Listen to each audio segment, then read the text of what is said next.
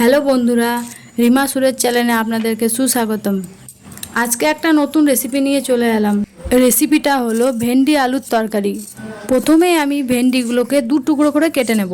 তারপর একটা medium size আলু কেটে নেব।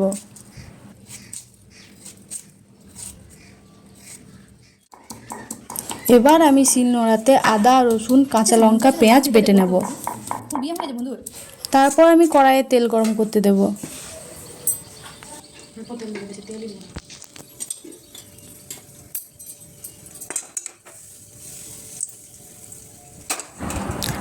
কেটে রাখা আলুগুলোকে লবণ আর হলুদ দিয়ে হালকা আঁচে ভেজে নেব।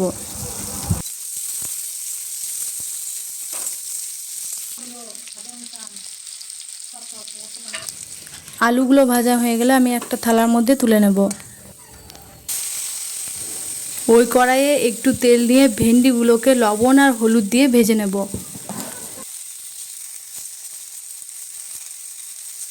ভাজা হয়ে গেলে ভেন্ডিগুলোকে থালার মধ্যে তুলে নেব।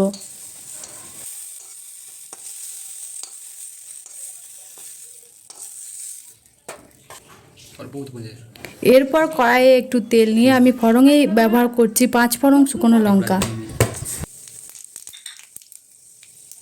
এরপর আমি বেটে রাখা মশলাটা আমি কড়াইয়ের মধ্যে দিয়ে দেব। এরপর আমি দিয়ে দিচ্ছি লঙ্কার গুঁড়ো, হলুদ গুঁড়ো। দেওয়ার পর একটু কষিয়ে নিতে হবে।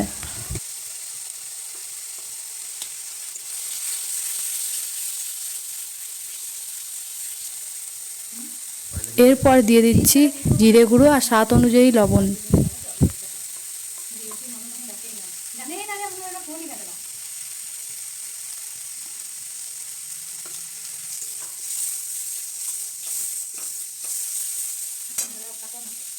মশলাটা একটু কষানোর পর জল দিয়ে দেব। তারপর ভেজে রাখা ভেন্ডি আলুগুলোকে দেওয়ার পর ভালো করে কষিয়ে নিতে হবে।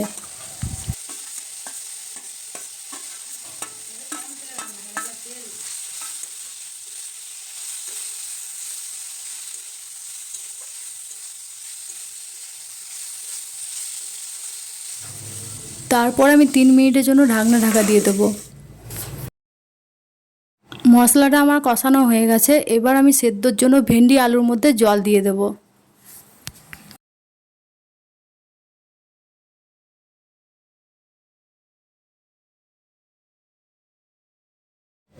এরপর সেদ্ধ করার জন্য আমি ঢাকনা দিয়ে 3 মিনিটের জন্য ঢেকে দেব। এরপর আমি একটু সবজি মশলা দিয়ে দেব। দেখুন আমার রান্না করাটা কমপ্লিট হয়ে গেছে। এই রান্নাটা আপনি গরম ভাতের সঙ্গে খেতে পারেন। এই রান্নাটা যদি আপনাদের ভালো লেগে থাকে তাহলে লাইক, কমেন্ট, শেয়ার, সাবস্ক্রাইব করতে ভুলবেন না। ধন্যবাদ।